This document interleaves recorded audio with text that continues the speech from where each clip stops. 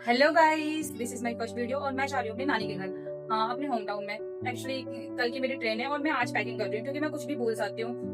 मेरे पास एक दिन का टाइम रहेगा कि अगर मैं कुछ भूल गई हूँ तो मैं अपना सामान रख सकती हूँ।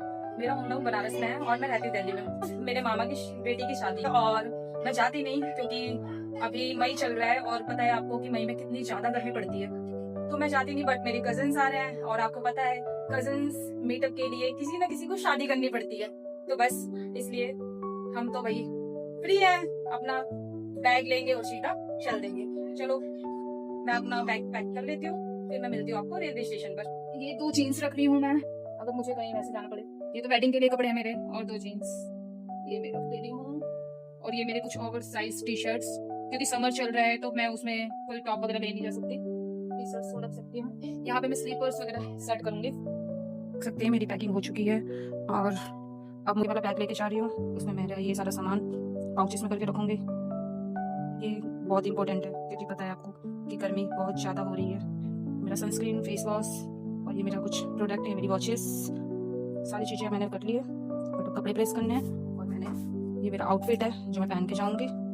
ठीक है, ये दोनों कंफर्ट बहुत ज़रूरी है। ओके, मिलती हूँ। ये मेरे दोनों बैग भी हो गए हैं, ये मैं वेट पर लूँगी। और ये मेरा ट्रॉली बैग, और मैं भी रेडी हो गई हूँ जैसे कि आप देख सकते हैं।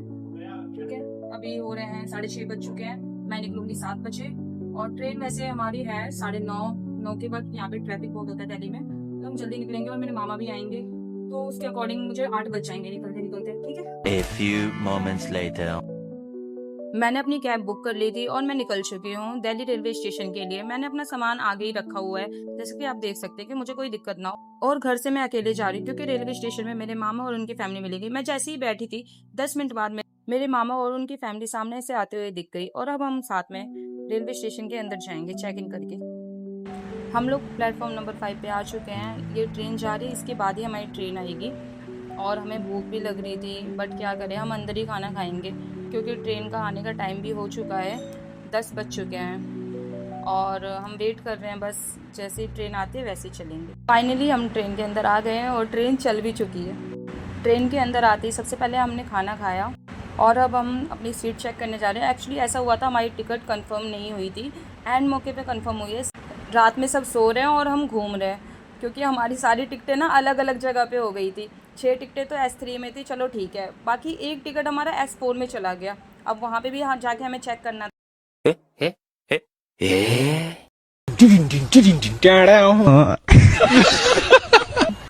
हमको नींद तो बिल्कुल नहीं आ रही थी। रील देखते देखते भी हम बोर हो गए। जैसा कि आप देख सकते हैं 1:23 हो गया और हम समझ नहीं आ रहे क्या करें यहाँ पर। बोर हो रहे थे लेकिन सब सो रहे थे, डिस्टर्ब भी नहीं कर सकते थे, हम ज़्यादा बातें भी नहीं कर सकते थे, लोगों की नींद ख़राब होती। तो हमने सोचा अपना कैमरा ऑन करते हैं, कुछ मस्ती करते हैं। तो फिर हम दोबारा से नीचे चले गए और घूम कर थोड़ा आ गए। मैं बातें करते करते कब सो गई मुझे पता नहीं चला क्योंकि मैं बहुत ज़्यादा थक गई थी। और शगुन को शायद नींद नहीं आती है। ये लड़की पूरी रात उठी हुई थी और जब मेरी आँख खुली है तभी भी ये जगी हुई थी। फाइनली मॉर्निंग हो गई है। Good morning guys. कि जैसा कि आप देख सकते हैं मॉर्निंग का नज़ारा, और ये मिरर बहुत गंदा है फिर भी मैं जूम करके दिखा रही हूँ आपको। यहाँ पे एक आंटी मुँह धो रही है और ये अंकल खड़े हैं और मुझे नहीं पता ये क्यों गुस्से में देख रही है आंटी को। सब अभी सो रहे हैं और हम दोनों ब्रश करने आ गए हैं। और मुझे बीच बीच में याद आ जाता है कि मैंने ब्लॉगिंग स्टार्ट कर दी तो कैमरा पकड़ लेती हूँ और अपने आप को शूट करती हूँ। मुझे कैमरा पकड़ने भी नहीं आता। ये मेरी जो कज़न है ना, इसने मुझे बताया दी इस तरह से कैमरा पकड़ो, ये आपको परफेक्ट शॉट देगा और आप फ्रंट बैक ईज़िली कर सकते हो। तो मैं ट्राई कर रही हूँ। अपने थोबड़े को चमकाना इज़ वेरी इंपॉर्टेंट क्योंकि कोई भी डर के भाग सकता है ट्रेन में से, या कोई मुझे दौर पे पकड़ा के भी जा सकता है। शगुन मुझे शूट कर रही है। उसका कहना है कि दी आपको भी ब्लॉगिंग में आना ज़रूरी है क्योंकि ये आपका चैनल है और मैं आपको दिखाऊंगी। अब हम दोनों आ गए विंडो सीट पर और हम यहाँ के नज़ारे देख रहे हैं और ब्रेकफास्ट कर रहे हैं। चाय पिया है हमने और मैं सैंडविच लेकर आई थी, सैंडविच खा रहे हैं। सीट तो हमारी है बट हम बैठे नहीं हैं। यहाँ पर एक बच्ची बैठी हुई है, आगे देखिए क्या होता है। और हम यहाँ पर गंगा क्रॉस कर चुके हैं। जैसा कि आप देख सकते हैं गंगा पूरी सूख गई है, गर्मी इतनी ज़्यादा हो रही है, वहाँ पे पानी ही नहीं दिखा हमें। ये बच्ची हमारी सीट पे बैठी है और हमें वीडियो बनानी है बट हम बना नहीं पा रहे, इसके पेरेंट्स ने इसको यहाँ बिठा दिया है और हम कुछ बोल भी नहीं पा रहे हैं। कोई बड़ा होता तो हम उसको बोल भी देते, बट ये बच्ची है, हम इसको कुछ नहीं बोल सकते हैं, तो हम मजबूर हैं और हम चुपचाप बैठे हुए हैं। हमने कम से कम 10 वीडियो देख के रखे हैं, बट लग नहीं रहा कि एक भी बन पाए। वो अलग ही लेवल का बंदा था। अब हम आ गए हैं ज्ञानपुर रोड, प्रयागराज हमने क्रॉस कर दिया है और जल्दी हम अपने स्टेशन पे भी पहुंच जाएंगे। और वो जो बच्ची बैठी थी वो भी चली गई अपने पेरेंट्स के पास, उसके पेरेंट्स किसी और सीट पे बैठे हुए थे। फाइनली हम आ चुके हैं बनारस।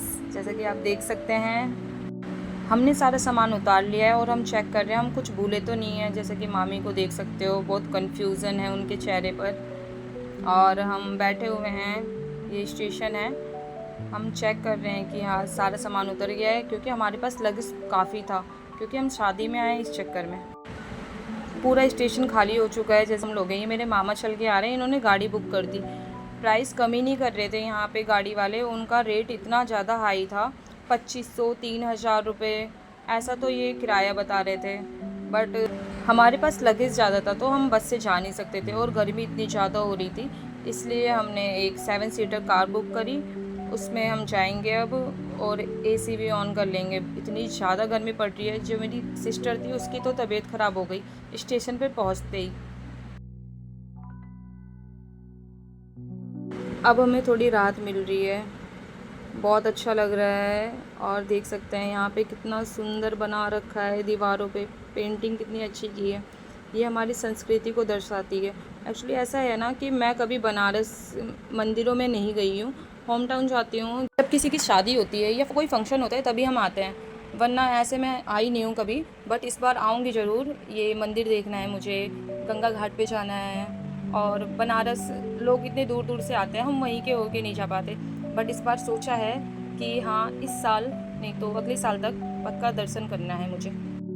बनारस आओ और कुछ चटपटा ना खाओ ऐसा हो नहीं सकता। बनारस में एंटर करते ही हमको समोसे खाने का मन कर गया और हम यहाँ पे समोसे खाए। इसकी चटनी जो ग्रीन वाली थी इतनी टेस्टी बनाते हैं ये लोग, एकदम कुटी हुई चटनी होती है, कूट के पीस के, आई डोंट नो, बट बहुत टेस्टी थी। हमारा मन तो चाय पीने का भी कर रहा था, बट हमने कोल्ड ड्रिंक पिया उसकी जगह, क्योंकि गर्मी इतनी ज़्यादा पड़ रही थी। चाय पीते तो और भी ज़्यादा तबीयत ख़राब हो जाती, बट कुल्हड़ की चाय में जो टेस्ट होता है वो ऐसे चाय में नहीं होता है, इसलिए हम कोई नहीं नेक्स्ट डे पियेंगे, आपको दिखाऊंगी। और ये हम पुल क्रॉस कर दिए, हम बहुत ज़्यादा थक गए थे। ओके बाय बाय गाइस, मैं अपने घर आ गई हूँ और मेरे मामा उनकी फैमिली चले गए नानी के घर।